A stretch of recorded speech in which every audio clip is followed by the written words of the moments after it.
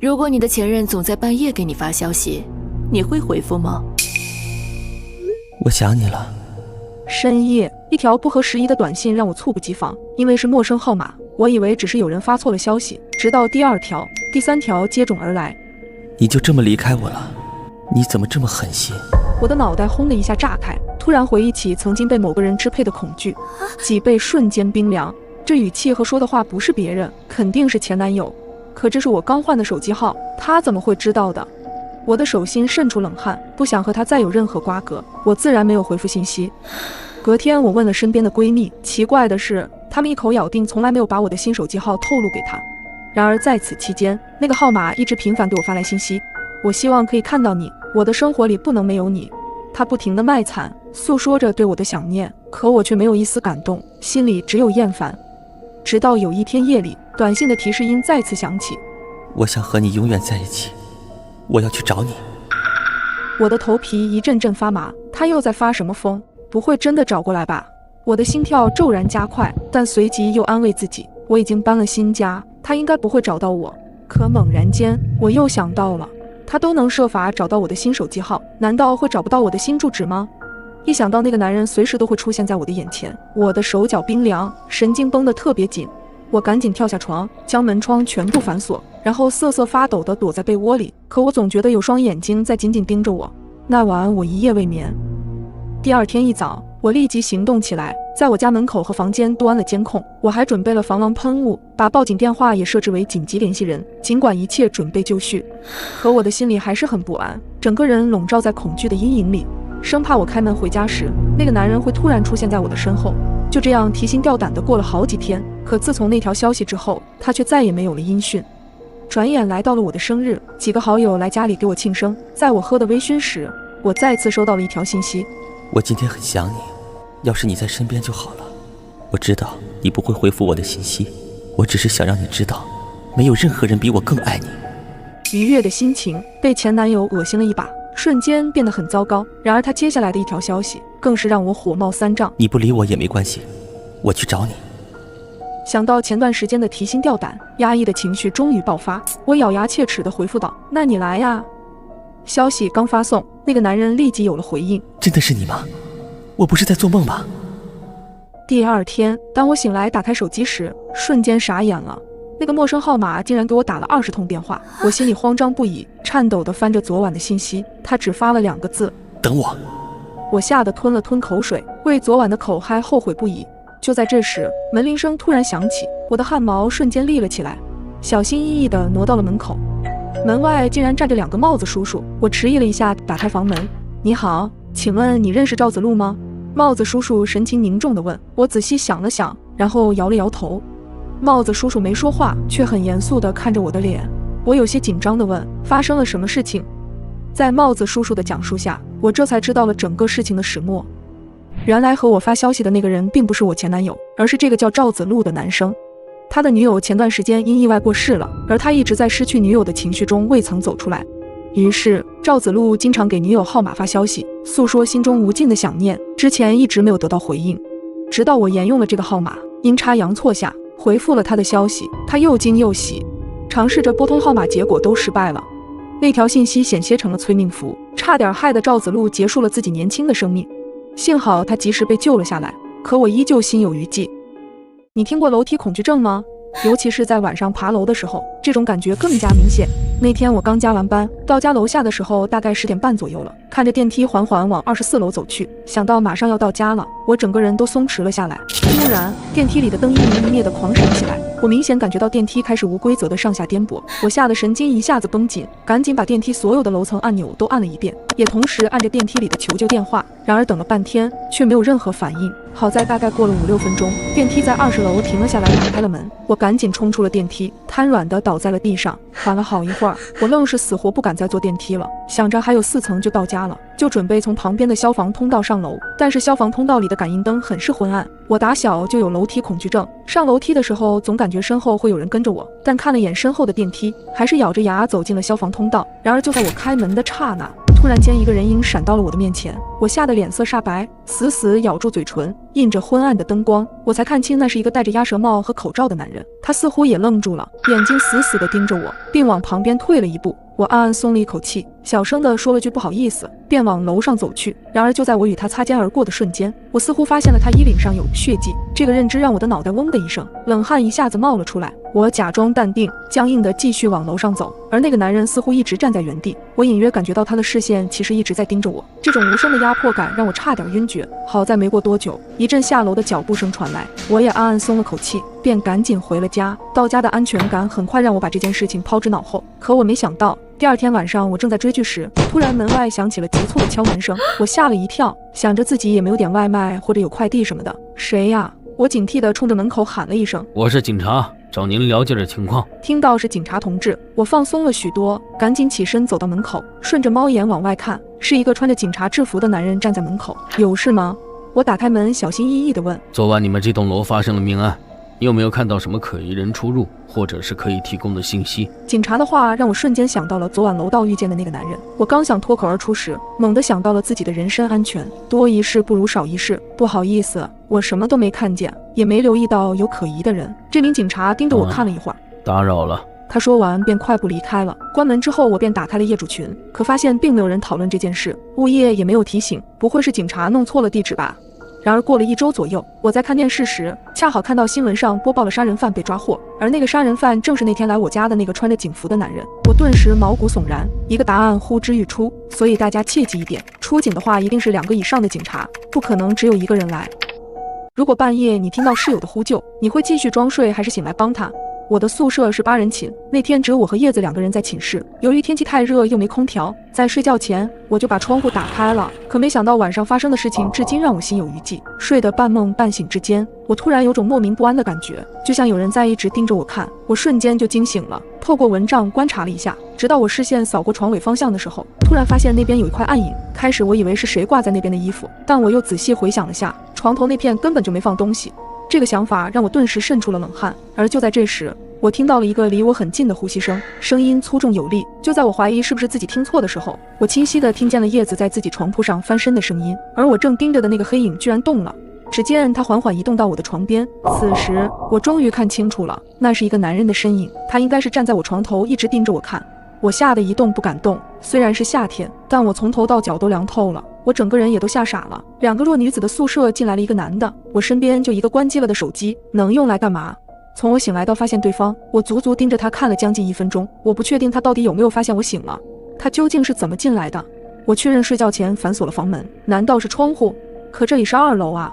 想到这，我顿时肠子都悔青了。僵持间，我看着他缓慢地走到我床边的桌子上，拿起我放在那边的一些钱，清点了起来。我微微松了口气，他应该是没发现我醒了。我一边盯着他，一边思考着对策。首先，我手机关机，求救的话要先开手机，但开机后会有声音，绝对会被发现。不行。接着，我又想着要不要开门向其他宿舍求救，但我从床铺到大门有好几米远，门还是反锁的，中间耗时太长，万一男人随身带了什么武器，还是不行。也完全没有想过一个人单挑制服对方，我也肯定打不过。叶子还在睡觉，也帮不上忙，没办法，只能走一步看一步了。但我在害怕的时候会不自控地微微发抖，咽口水。我一边努力控制住生理反应，一边观察对方的动作。他一直在翻动着什么东西。过了好一会儿，就在我觉得自己浑身都僵了的时候，他的身影消失在我的视野范围内，脚步声依旧在宿舍内徘徊，伴随着轻微翻找东西的声音。这些声音刺激着我的耳朵，告诉我对方一直在。因为怕被他发现我醒着，也不敢转头去看那人现在在哪。不知道过了多久，声音突然全部消失了，整个宿舍一片寂静，只有叶子翻身的声音偶尔传来。他是不是走了？我鼓起勇气，轻轻转头观察着宿舍。突然，我在叶子的床边又看到了他，他直挺挺地站在那里，一动不动。刚刚想放下的心又提起来。叶子的惨叫声传来，我心里顿时咯噔了一下。趁着室友的声音，我立马爬起身，将手机开机，用着发抖的声音冲他喊：“叶子，你怎么了？有人摸我！”他的声音带着哭腔。此时我的手机已经开机了，打开灯光照向叶子的方向，就发现那个男的依旧直直地站在他床边，有可能被他的叫声吓到了。当时我也特别害怕，也完全想不到趁这个时间拿东西自卫什么的，脑袋都是空的，只想让他赶紧走，于是直接就对着那个男的大喊：“你是谁？快走！”那男的可能也被我喊得清醒了一点，没再直愣愣地杵着。几秒钟后，我听见对方落地的声音，接着是离开的脚步声。确认他真走了以后，我赶紧开灯，跑去窗边锁好窗户。锁上窗户的那一刻，我才真的算放下了心，腿软地坐在地上。随后通知宿管和保安，报了警。后续由于快放暑假了，我也不知道最后有没有抓到那个人。如果当时叶子喊我的时候，我沉默装睡，真的难以想象男人会做出什么事。但是从此以后，我们寝室再也不敢开窗睡觉了。你在医院经历过最恐怖的事情是什么？1年前妈妈因病住院，我作为陪护也守在医院里。入夜，我想着帮妈妈打完水就准备回家，便提着热水壶走出了病房。走廊里格外安静，只有我一个人。一股阴风刮了进来，让我不禁打了一个寒战。我紧张的喉咙发紧，不自觉地加快了脚步。水房里只有一个人在打水，哗哗的水流声在这寂静的夜里显得有些突兀。我站在他的旁边，刚想拧开了水龙头，不经意的斜眼时，却发现那人的水壶已经满了，水溢了出来，躺在他的手背上，手背一片红肿。这可是开水，他难道不疼吗？水满了。我提醒了一句，赶紧帮他关好水龙头。哗哗的流水声戛然而止，女人猛地抬起头看着我，她的眼睛很瘆人，眼仁很小，几乎都是眼白。我害怕的咽了咽口水，小声的解释：你的水壶满了，水把你的手烫红了。女人机械地将手举起来，放在眼前瞧了瞧，然后又放下，接着提起水壶缓缓离开。自始至终她没有发出一丝声音，更没向我道谢。还真是个怪人。我打好水走出水房时，才发现走廊的灯突然莫名的闪着，甚至还有滋滋的火花声。一个行动病床迎面推了过来，床上盖着一块白布，下面躺着一个人。行走带来的风将白布翘起了一个边，我看到了床上那人黝黑的头发，真的是世事无常。我不禁叹了一口气，出于对死者的尊重，我赶紧避让。突然有人从身后猛地推了我一下，整个人不受控制地扑向了床上。好在我用力扶住了床沿，这才避免了尴尬。对不起，真的很抱歉，我真的不是故意的，刚才有人推了我一下。我不停地和对方道歉。推床的2个人并没有吭声，只是面无表情地看着我，他们的眼神透着古怪。我心里有些恼火，但又有些害怕，于是我直接转过头去找推我的人，可是身后空无一人，静，死一般的静。我不禁四下张望，诡异的是走廊2侧病房都房门紧闭，乌漆麻黑，一种深深的恐惧感袭上心头，身体止不住的颤抖。对不起，我真的不是有意冒犯，请您原谅。我转过身，低着头不停地道歉。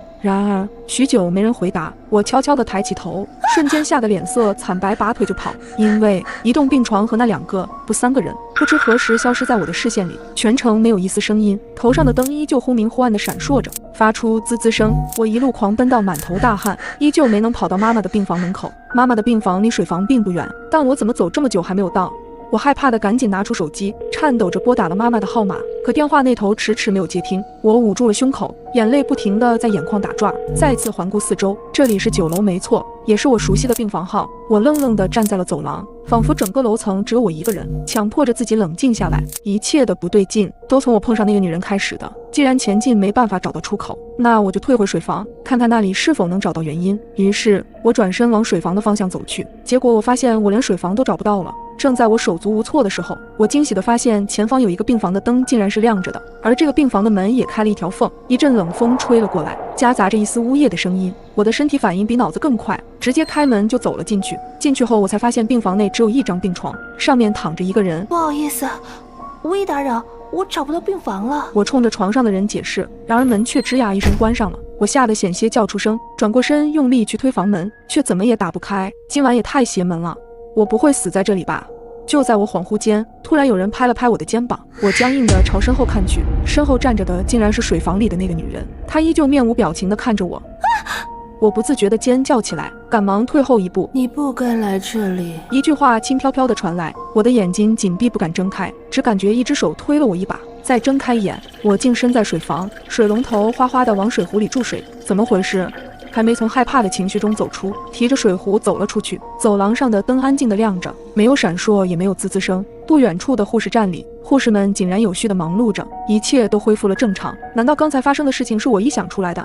就在这时，我发现不远处2个人推着一个病床走过来，床上躺着一个人，从头到脚盖着白布。一阵阴风刮过，白布被掀了起来。这一次我不仅看到了对方的黑发，还看清了他的脸，她就是水房里的那个女人。我的汗毛全部炸了开来，快步往前走去。好在这次没出什么意外，我顺利走回了妈妈的病房。你这孩子怎么这么久才回来？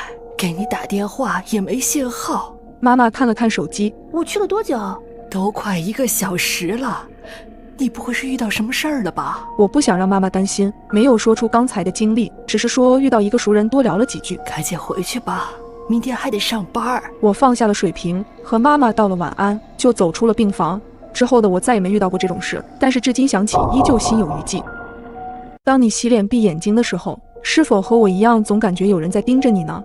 这种感觉在我搬家之后尤为严重，偶尔还会听到人的喘息声，但每次我强行睁开眼往后看去，却什么都没有。但后来一件更可怕的事情让我从此以后活在了阴影里，因为图上班方便，我便想在公司附近租房。很快我便在网上找到了一间公寓，房间刚装修完不久，房租也很实惠，但是房东唯一的要求是女生入住，这让我有些疑惑。在看房的时候，我就问了房东，他告诉我女生比较爱干净，不像男生一样邋遢，我便没多想，果断与房东签下了合同。我自认为我的警惕性比较高，所以在搬家之后，出于安全考虑，我不但换了门锁，而且还在门口装上了可视门铃。因为刚搬新家，当晚我就喊了闺蜜小美和她新交的男友来我家玩。她的男友我也是第一次见，人看着很干练，聊天中了解到他是一名特警，看着男友力十足，我也挺为小美感到开心的。因为收拾到很晚，第二天我起床的时候发现已经快迟到了，着急忙慌地赶出家门，恰好碰到了房东拎着垃圾从门口路过。房东，你来找我的吗？哦，不是，我就住在隔壁，后面几间也都是我的房子，你有什么事儿也可以随时喊我。我不禁有些羡慕房东，每个月收租不用上班也太爽了吧。因为着急上班，没多聊几句，我便赶去公司了。但没过几天，便发生了一些奇怪的事情。首先是我的零食会莫名其妙的变少了，其次是卫生间的镜子上出现了奇怪的掌印，位置比较偏左。起初我并没有太在意，以为是我无意间碰到的，便顺手擦掉了。但最近我总感觉每天睡醒会特别累，好像每天晚上跟人打了一架。出于警觉，我还特地看了家里的可视门铃和电子锁的开门记录，都是正常的。我的精神状态越来越差，甚至总感觉我洗脸的时候，好像有个人就在旁边看着我，隐约还能听到呼吸声。但等我睁开眼看的时候，却什么都没有。闺蜜还安慰我，你太多疑了，是不是最近压力太大了？可能真的是我想多了吧，别不开心了，我晚上过来陪你聊聊天。晚上小美来了，还带着我最爱的奶茶和烤串，我们边吃边聊，心里确实也轻松了很多。期间小美去了卫生间，但随后神色紧张地从卫生间出来，拉着我走到了镜子前，指着镜子上的手印，满脸慌张。你看，这个手印很奇怪，虽然模糊，但这很明显是男人的手印。我的视线随着小美的手望过去，惊讶地发现这个掌印的位置还是一样的靠左，而且明显要比我的手掌大一些，也印证了小美的说法，这肯定是个男人的手掌印。我和小美对视了一眼，互相从对方眼里看到了惊恐。小美颤抖地拿起了手机，拍下了照片发给了她的男友。她男友很快赶了过来，安全起见，他很快检查了一下屋子，包括柜子里、窗帘后，甚至门口的可视门铃都没有发现异常。那掌印好似凭空出现在镜子上似的，难道这是灵异事件？这不禁又让我心惊胆战起来。就在我们疑惑的时候，小美的男友一直注视着镜子，只见他突然用手按在了镜子上。不对，这镜子不对劲，怎么了？我哆哆嗦嗦地问他。我的手指与镜子里的手指之间没有空隙，这是一面双面镜。随后他又轻轻地敲击了镜面，声音空洞且带有回响，这更加证实了他的想法。双面镜的话，如果对面有人，他是能看到你的。随后顺着掌印，镜子竟然被他推开了。此时房东的脸赫然出现在我们眼前，他满眼血丝，好像被惊到了一样。我满脸不可置信地大喊了一声，是房东。随即小美的男友一个箭步冲了上去，把她按在了地上。小美也拨打了报警电话。事后了解到，房东经常通过改装的镜子窥探着我，甚至在我的零食里放了药，通过针孔摄像头发现我熟睡后爬出镜子侵犯了我，而且把视频还传播到了网上。可怕的是，这一切我竟然一直被蒙在鼓里。知道真相的我崩溃了。小美安抚了我很久很久，该付出代价的是那些坏人，不是你的错，不要把过错全都加在自己身上。我抱着小美痛哭出声，这个畜生最终得到了应有的惩罚。如果你被困在自己家的卫生间里，没有窗户，没带手机，你会如何脱困呢？这是发生在我身上的一个真实的故事。我是个怀揣梦想的北漂青年，为了房租便宜，不得已搬到设施破旧的小区。可令我万万没想到的是，这将会变成困住自己的枷锁。这天凌晨，随着剧里的强哥下线，追了多日的电视剧也终于完结。我把小狗放在一旁，走进卫生间里洗澡。按照以往的惯例，我都会为了人身安全把门反锁，可这个保护措施竟让我差点丧命。这个厕所是个暗厕，空间狭小，也没有朝外的窗户，导致空气十分稀薄。我快速洗完后便打算出去透透气，可当我转动卫生门锁时，意外发生了。平常很顺利就可以打开的门，今天却纹丝不动。我傻眼了，门锁不会这个时候坏掉吧？里面的空气本就流通不畅。我再次尝试转动门把手试图打开，难不成是锁芯卡住了？我赶忙拿起卫生间的镊子，用尖头的部分深入锁孔里拨弄，可一点效果都没有。我实在受不了，这样下去不被饿死也得被憋死。我拿起花洒就使劲往门上砸，一下两下，丝毫不见起任何作用。奇怪，平时咋不见这个门这么结实？突然，门上的一块玻璃碎片滑落，我仿佛看到了生机。我察觉到门外似乎有人，我便大声呼救，可没人应答。事已至此，我必须要采取措施。我小心翼翼地把手伸出去，摸到了门锁上插着的钥匙，用力转动，这下锁芯彻底断掉了。随着时间的流逝，我陷入到了绝望中。我平时没有洗澡时带手机的习惯，所以无法报警寻求帮助。我透过玻璃看向钟表，现在已经凌晨3点了。我只好先保存体力，待到白天再准备自救。不一会儿，我便背靠角落睡着了。第二天早上，我被事先预定好的闹钟吵醒，我开始大声呼救：“请问有人吗？能来帮帮我吗？”喊了好一会儿，我觉得喉咙有些嘶哑。而这时门外也终于有了一些动静，一户独居的中年大姐隐约听到了叫声，在门外叫道：“大早晨的干什么呢？”这个人平时脾气有点怪，不太好打交道，虽然不愿意和他接触，但毕竟他是我脱困的唯一希望。我耐心解释道：“您好，我被锁在厕所里出不去了，家里又没有别人，麻烦帮我报警好吗？”可是他却非常警惕地问道：“你一个人在家洗澡，为什么锁门？是不是在干什么违法的勾当？”我连忙解释说是自己的习惯。当解释我手机在外面拿不到的时候，大姐却怀疑地问道：“你为什么洗澡不带手机？”我一时间不知怎么回答这个问题，只好继续苦苦哀求，希望她能帮帮忙。我用尽了最后的力气呼喊着，可没想到门外只传来一句话：“你说你被困了一夜，声音怎么还这么大？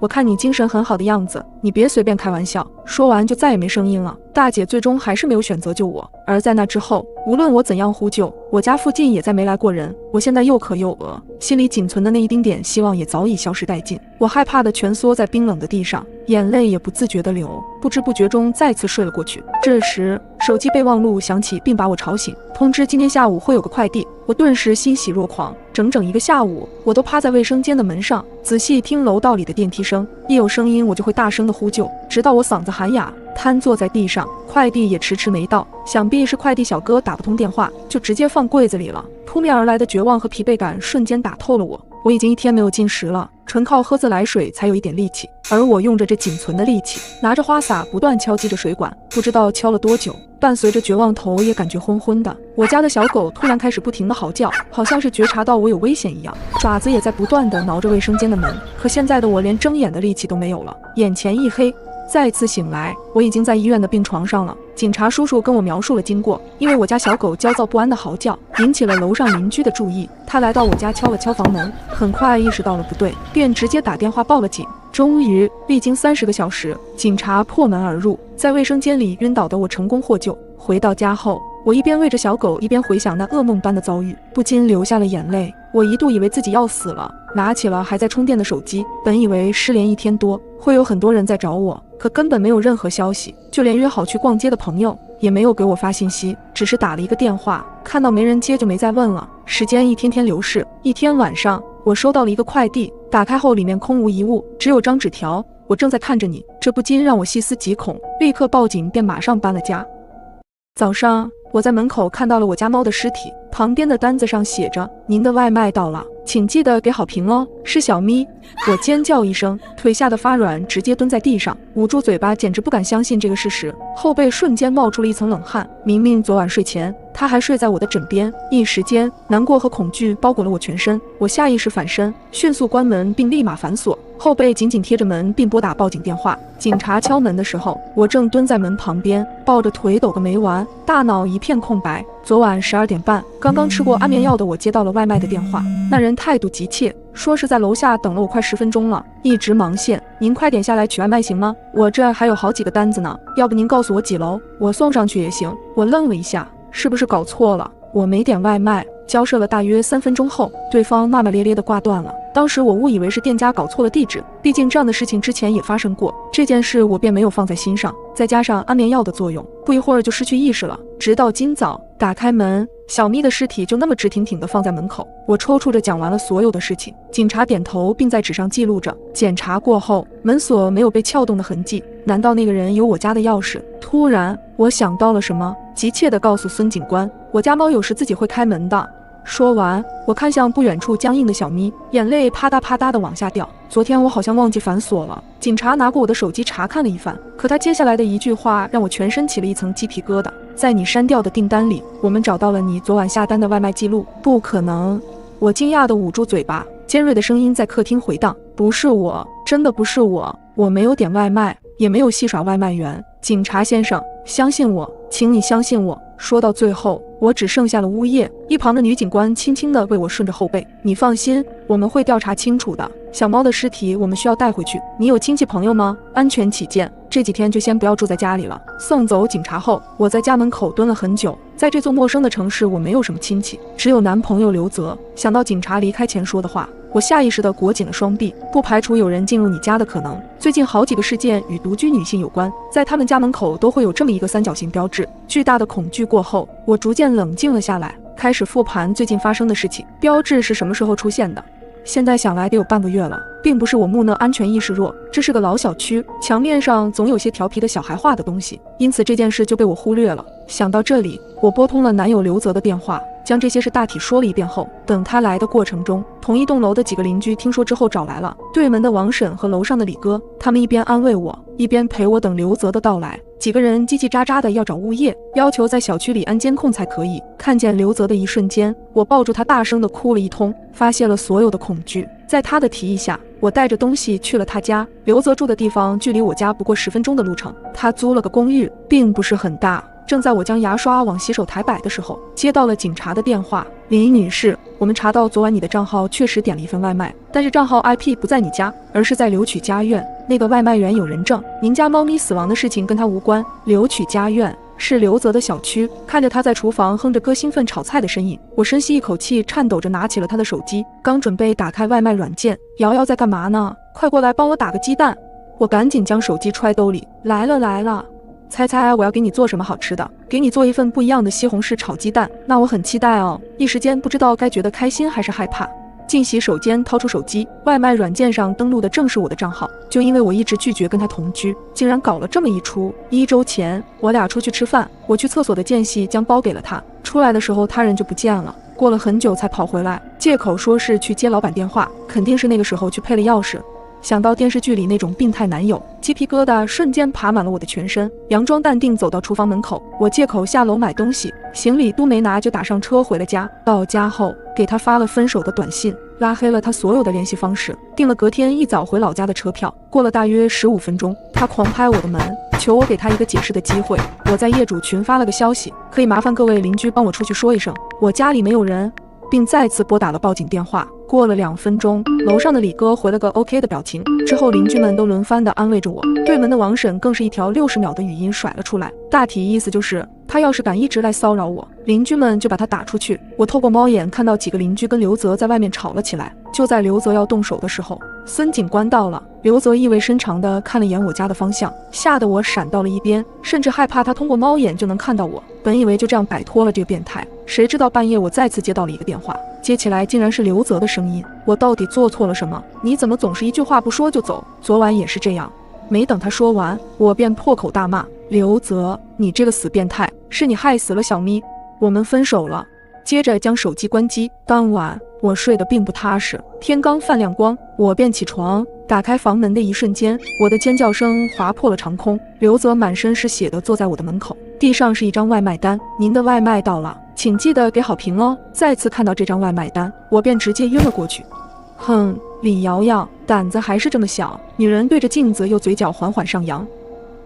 如果你遇到陌生人敲门，或者听到外面的哭闹声，请千万不要开门，因为恶魔很善于伪装。亲爱的独居女孩，以下的规则请你务必严格遵守。一，请优先选择治安好的小区居住，最好是有安保监控。入住后请立即更换门锁，并且妥善保管好钥匙，因为恶魔会趁你疏忽的时候潜入你的家。二，如果你家里用的是密码锁，请记得定期擦干净指纹，定期改密码，因为恶魔会在走廊的某个角落窥视着你家的密码。三，当你发现家门口突然出现了小广告、宣传单，或者墙壁上出现了莫名的记号时，请第一时间清除掉它们，它们很可能是恶魔留下的狩猎暗号。四，如果你感到害怕，可以在门外的鞋柜上放上几双男士的鞋子，鞋子要记得定期更换。五，收快递或者外卖时，请要求物品放在门口，在确定他们走远后，迅速打开房门将东西拿进来。六，请不要把生活垃圾随意扔在门口，要及时将它丢到楼下的垃圾桶，因为恶魔可以根据垃圾的状况判断你的生活状态。